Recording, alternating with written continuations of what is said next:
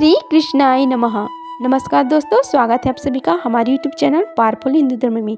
आज हम आप सभी को अघन मास में श्री भागवत गीता में कथा अध्याय 6 का रसपान कराएंगे, जिसमें वर्णन है आत्म संयोग योग। योग में स्थित मनुष्य के लक्षण। आइए रसपान कीजिए कथा का। श्री भगवान कृष्ण ने कहा, जो मनुष्य बिना किसी फल की इच्छा से अपने कर्तव्य समझकर कार्य करता है वही सन्यासी है और वही योगी है। न तो अग्नि को त्यागने वाला ही सन्यासी होता है और न ही कार्यों को त्यागने वाला ही योगी होता है। हे पांडुपुत्र, जिसे सन्यास कहते हैं उसे ही तू योग समझ, क्योंकि इंद्रिय सुख की इच्छा का त्याग किए बिना कभी भी कोई मनुष्य योग को प्राप्त नहीं हो सकता।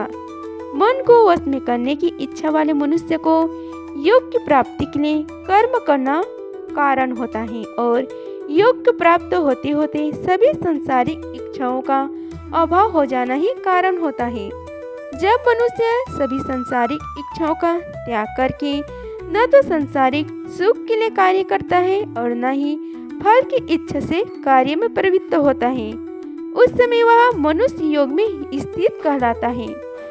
मनुष्य को चाहिए कि वह अपने मन के द्वारा अपना जन्म मृत्यु रूपी बंधन से उद्धार करने का प्रयत्न करे और अपने को निम्न योनि में न गिने दे, क्योंकि यह मन की जीवात्मा का मित्र है और यही जीवात्मा का शत्रु भी है।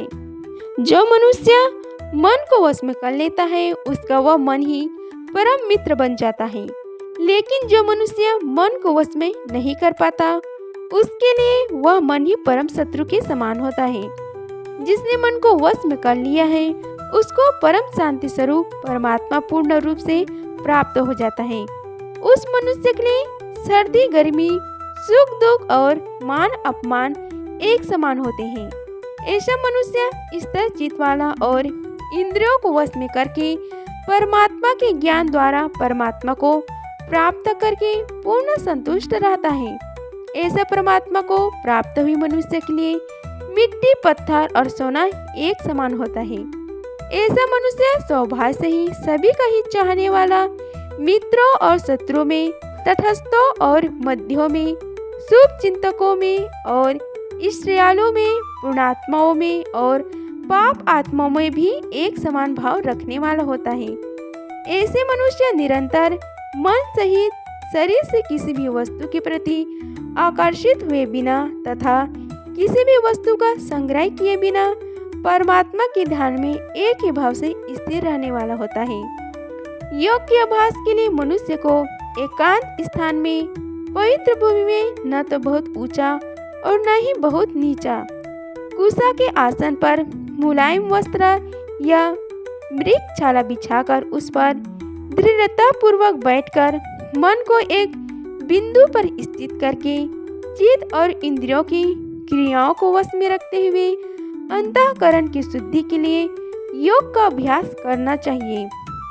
योग के अभ्यास के लिए मनुष्य को अपने शरीर, गर्दन तथा सिर को अचल और स्थिर रखकर नासिका के आगे के सिरे पर दृष्टि स्थित करके इधर उधर अन्य दिशाओं को न देखता हुआ बिना किसी भय से इंद्र विषयों से मुक्त ब्रह्मचर्य व्रत में स्थित मन को भली भांति शांत करके मुझे अपना लक्ष्य बनाकर और मेरे आश्रय होकर अपने मन को मुझ में स्थिर करके मनुष्य को अपने हृदय में मेरा ही चिंतन करना चाहिए। इस प्रकार निरंतर शरीर द्वारा अभ्यास करके मन को परमात्मा स्वरूप में स्थिर करके परम शांति को प्राप्त हुआ योग में स्थित मनुष्य ही सभी सांसारिक बंधन से मुक्त होकर मेरे परम धाम को प्राप्त कर पाता है। हे अर्जुन, योग में स्थित मनुष्य को न तो अधिक भोजन करना चाहिए और न ही कम भोजन करना चाहिए, न ही अधिक सोना चाहिए और न ही सदा जागते रहना चाहिए। नियमित भोजन करने वाला, नियमित चलने वाला, नियमित जीवन निर्वाह करने के लिए कार्य करने वाला और नियमित सोने वाला योग में स्थित मनुष्य सभी सांसारिक कष्टों से मुक्त हो जाता है। योग में स्थित मनुष्य का योग के अभ्यास द्वारा विशेष रूप से मन जब आत्मा में स्थित परमात्मा में ही विलीन हो जाता है तब वह सभी प्रकार की संसारिक इच्छाओं से मुक्त हो जाता है। उस समय वह पूर्ण रूप से योग में स्थिर कहा जाता है।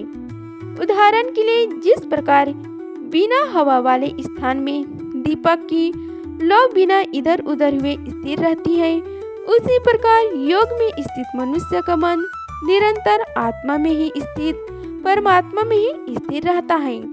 योग के अभ्यास द्वारा जिस अवस्था में सभी प्रकार की मानसिक गतिविधियां रुक जाती है, उस अवस्था समाधि में मनुष्य अपनी ही आत्मा में परमात्मा को साक्षात्कार करके अपना ही आत्मा में ही पूर्ण संतुष्ट रहता है।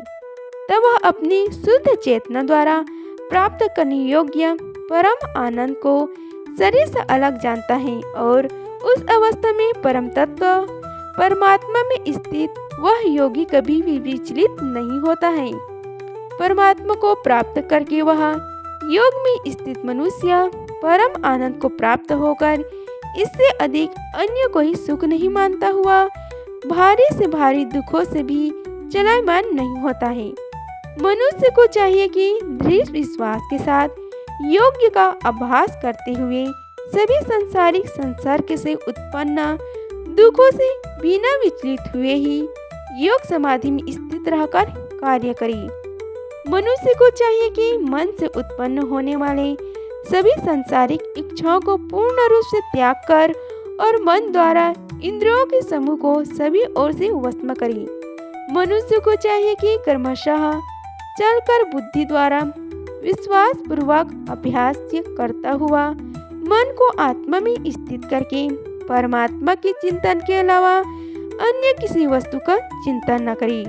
मनुष्य को चाहिए कि स्वभाव से ही स्थिर न रहने वाला और सदा चंचल रहने वाला यह मन जहाँ जहाँ भी प्रकृति में जाए वहाँ से खींचकर अपनी आत्मा में स्थिर करे। योग में स्थित मनुष्य का मन जब परमात्मा में एक ही भाव में स्थित रहता है और जिसकी रज गुण से उत्पन्न होने वाली कामनाएं भली प्रकार से शांत हो चुकी है, ऐसा योगी सभी पाप कर्मों से मुक्त होकर परम आनंद को प्राप्त करता है। इस प्रकार योग में स्थित मनुष्य निरंतर योग अभ्यास द्वारा सभी प्रकार के पापों से मुक्त होकर सुख पूर्वक पर ब्रह्म से एक ही भाव में स्थिर रहकर दिव्य प्रेम स्वरूप परम आनंद को प्राप्त करता है। योग में स्थित मनुष्य सभी प्राणियों में एक ही आत्मा का प्रसार देखता है और सभी प्राणियों को उस एक ही परमात्मा में स्थित देखता है। ऐसा योगी सभी को एक समान भाव से देखने वाला होता है।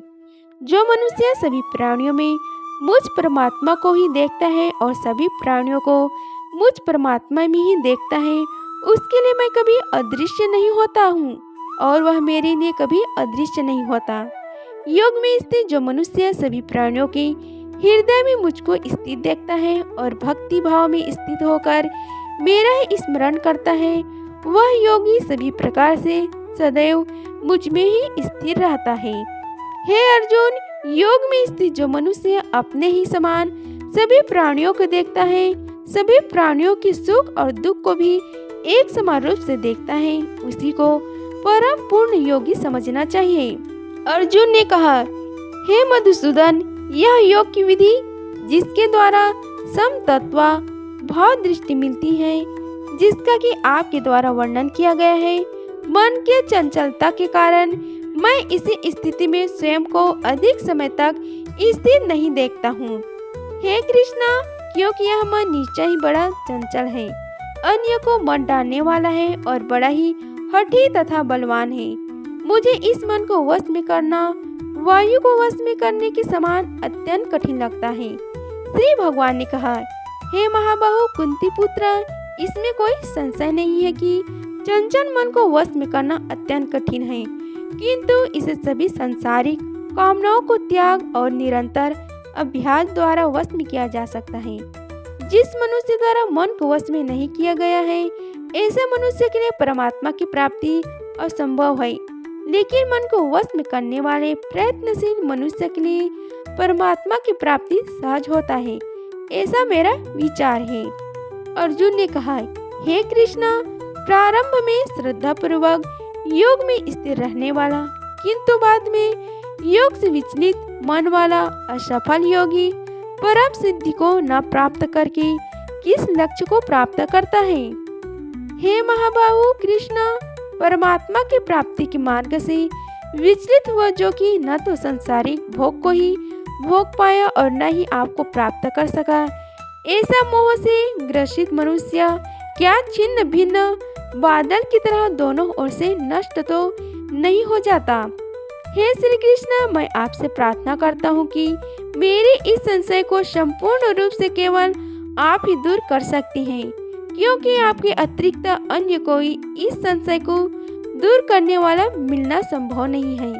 श्री भगवान ने कहा, हे पृथा पुत्र, उस असफल योगी का न तो इस जन्म में और न अगले जन्म में ही विनाश होता है, क्योंकि हे प्रिय मित्र, परम कल्याणकारी नियत कर्म करने वाला कभी भी दुर्गति को प्राप्त नहीं होता।